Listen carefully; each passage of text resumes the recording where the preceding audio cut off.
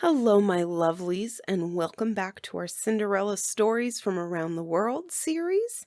And today we are headed to Czechoslovakia with the story The Abode of the Gods, The 12 Months.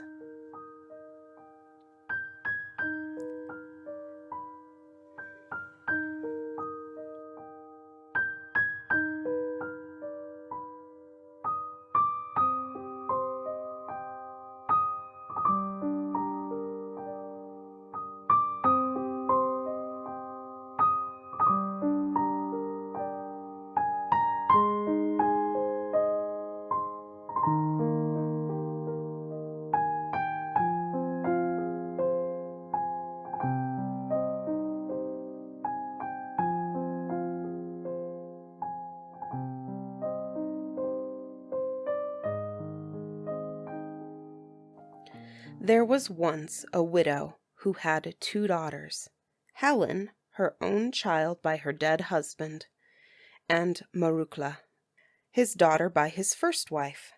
She loved Helen, but hated the poor orphan, because she was far prettier than her own daughter. Marouckla did not think about her good looks, and could not understand why her stepmother should be angry at the sight of her. The hardest work fell to her share. She cleaned out the rooms, cooked, washed, sewed, spun, wove, brought in the hay, milked the cow, and all of this without any help. Helen, meanwhile, did nothing but dress herself in her best clothes and go to one amusement after the other. But Marouckla never complained. She bore the scoldings and bad temper of her mother and sister with a smile on her lips and the patience of a lamb. But this angelic behavior did not soften them. They became even more tyrannical and grumpy, for Marouckla grew daily more beautiful, while Helen's ugliness increased. So the stepmother determined to get rid of Marouckla, for she knew that while she remained, her own daughter would have no suitors. Hunger, every kind of privation, abuse, every means was used to make the girl's life miserable. The most wicked of men could not have been more mercilessly cruel than these 2 vixens.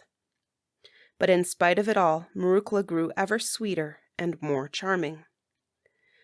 One day, in the middle of winter, Helen wanted some wood violets.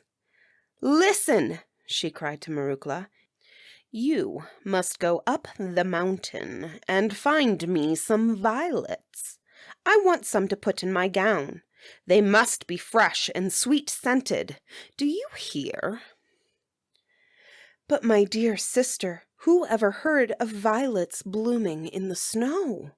said the poor orphan. "You wretched creature, do you dare to disobey me?" said Helen. "Not another word. Off with you. If you do not bring me some violets from the mountain forest, I will kill you." The stepmother also added her threats to those of Helen, and with vigorous blows they pushed Marouckla outside and shut the door upon her. The weeping girl made her way to the mountain. The snow lay deep, and there was no trace of any human being. Long she wandered hither and thither and lost herself in the wood. She was hungry and shivered with cold and prayed to die. Suddenly, she saw a light in the distance and climbed toward it, till she reached the top of the mountain. Upon the highest peak burnt a large fire, surrounded by 12 blocks of stone, on which sat 12 strange beings.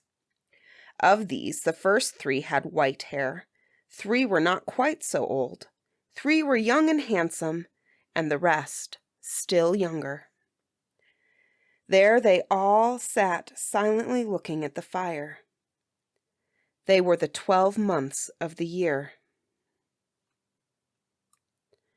The great Ledin, January, was placed higher than the others. His hair and mustache were white as snow, and in his hand he held a wand. At first Marouckla was afraid, But after a while her courage returned, and drawing near she said, "Men of God, may I warm myself at your fire? I am chilled by the winter cold."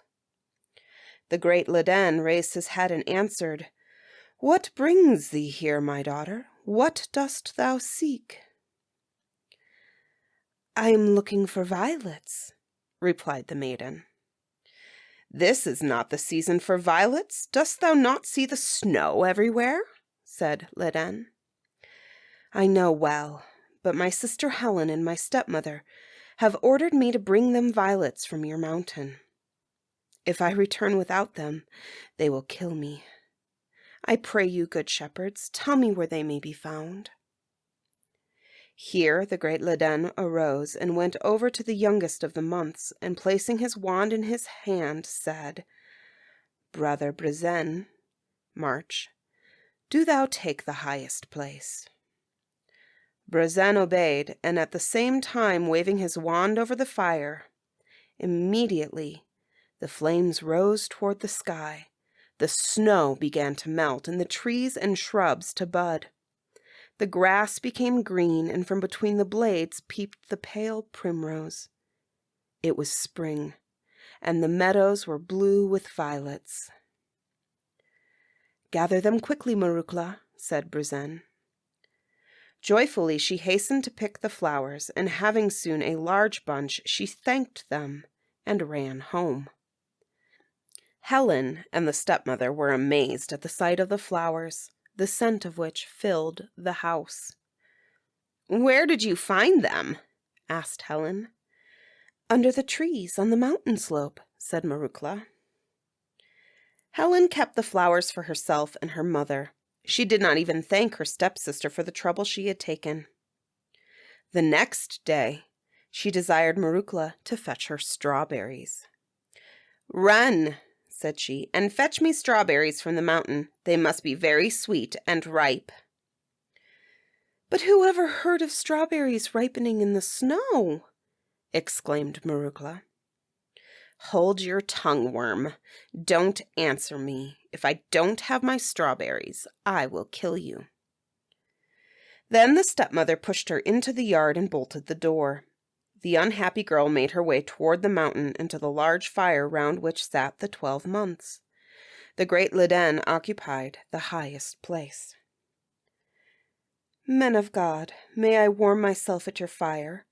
The winter cold chills me," said she, drawing near. The great Ladin raised his head and asked, "Why comest thou here? What dost thou seek?" "I am looking for strawberries." "We are in the midst of winter," replied Ladin. "Strawberries do not grow in the snow." "I know," said the girl sadly, "but my sister and stepmother have ordered me to bring them strawberries. If I do not, they will kill me. Pray, good shepherds, tell me where to find them." The great Ladin arose, crossed over to the month opposite him, and putting the wand into his hand, said, "Brother Cherven, June, do thou take the highest place."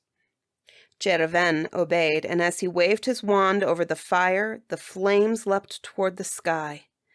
Instantly the snow melted, the earth was covered with verdure, trees were clothed with leaves, birds began to sing, and various flowers blossomed in the forest. It was summer. Under the bushes, masses of star-shaped flowers changed into ripening strawberries.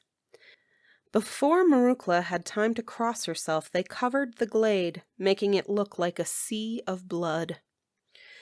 "Gather them quickly, Marouckla," said Cherven.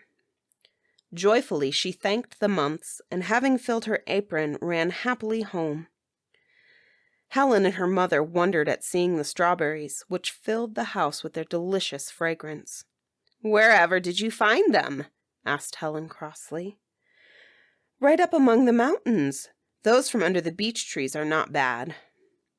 Helen gave a few to her mother and ate the rest herself. Not one did she offer to her stepsister. Being tired of strawberries, on the third day she took a fancy to some fresh red apples. "Run, Marouckla," said she, "and fetch me fresh red apples from the mountain." "Apples in winter, sister? Why, the trees have neither leaves nor fruit." "Idle slut! Go this minute," said Helen. "Unless you bring back apples, we will kill you." As before, the stepmother seized her roughly and turned her out of the house. The poor girl went weeping up the mountain, across the deep snow upon which lay no human footprint, and on toward the fire round which there were the 12 months. Motionless sat they, and on the highest stone was the great Leden. "Men of God, may I warm myself at your fire? The winter cold chills me," said she, drawing near. The great Leden raised his head. "Why comest thou here? What dost thou seek?" asked he. "I am come to look for red apples," replied Marouckla. "But this is winter, and not the season for red apples," observed the great Leden. "I know," answered the girl, "but my sister and stepmother sent me to fetch red apples from the mountain. If I return without them, they will kill me." Thereupon the great Leden arose and went over to one of the elderly months, to whom he handed the wand, saying, "Brother Zaji," September, "do thou take the highest place." Zaji moved to the highest stone and waved his wand over the fire. There was a flare of red flames. The snow disappeared, but the fading leaves which trembled on the trees were sent by a cold northeast wind in yellow masses to the glade. Only a few flowers of autumn were visible, such as the fleabane and the red gillyflower, autumn colchicums in the ravine, and under the beeches, bracken and tufts of northern heather. At first Marouckla looked in vain for red apples. Then she espied a tree which grew at a great height, and from the branches of this hung the bright red fruit. Zaji ordered her to gather some quickly. The girl was delighted and shook the tree. First one apple fell, then another. "That is enough," said Zaji. "Hurry home." Thanking the months, she returned joyfully. Helen marveled, and the stepmother wondered at seeing the fruit. "Where did you gather them?" asked the stepsister. "There are more on the mountain top," answered Marouckla. "Then why did you not bring more?" said Helen angrily. "You must have eaten them on your way back, you wicked girl." "No, dear sister, I have not even tasted them," said Marouckla. "I shook the tree twice. One apple fell each time. I was not allowed to shake it again, but was told to return home." "May Param smite you with his thunderbolt," said Helen, striking her. Marouckla prayed to die rather than suffer such ill treatment. Weeping bitterly, she took refuge in the kitchen. Helen and her mother found the apples more delicious than any they had ever tasted, and when they had eaten, both longed for more. "Listen, mother," said Helen, "give me my cloak. I will fetch some more apples myself, or else that good-for-nothing wretch will eat them all on the way. I shall be able to find the mountain and the tree. The shepherds may cry stop, but I shall not leave go till I have shaken down all the apples." In spite of her mother's advice, she put on her pelisse, covered her head with a warm hood, and took the road to the mountain. The mother stood and watched her till she was lost in the distance. Snow covered everything. Not a human footprint was to be seen on its surface. Helen lost herself and wandered hither and thither. After a while she saw a light above her, and following in its direction reached the mountain top. There was the flaming fire, the 12 blocks of stone, and the 12 months. At first she was frightened and hesitated. Then she came nearer and warmed her hands. She did not ask permission, nor did she speak one polite word. "What has brought thee here? What dost thou seek?" said the great Leden severely. "I am not obliged to tell you, old graybeard. What business is it of yours?" she replied disdainfully, turning her back on the fire and going toward the forest. The great Leden frowned and waved his wand over his head. Instantly the sky became covered with clouds. The fire went down.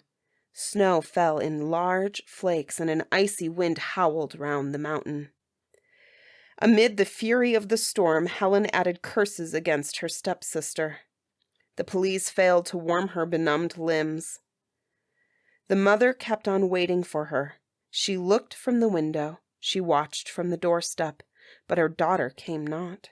The hours passed slowly, but Helen did not return. "Can it be that the apples have charmed her from her home?" thought the mother. Then she clad herself in a hood and pelisse and went in search of her daughter. Snow fell in huge masses. It covered all things. It lay untouched by human footsteps. For a long she wandered hither and thither. The icy northeast wind whistled in the mountain, but no voice answered her cries.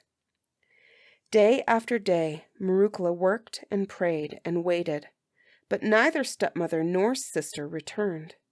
They had been frozen to death on the mountain. The inheritance of a small house, a field, and a cow fell to Marouckla. In course of time, an honest farmer came to share them with her, and their lives were happy and peaceful.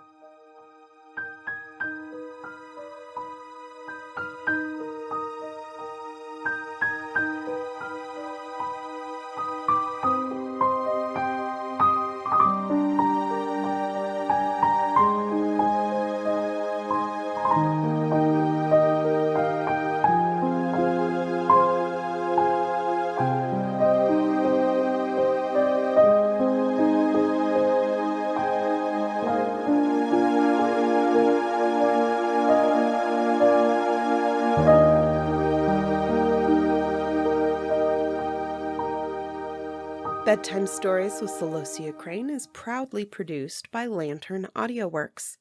To listen to this podcast and others, visit our website, www.lanternaudioworks.com.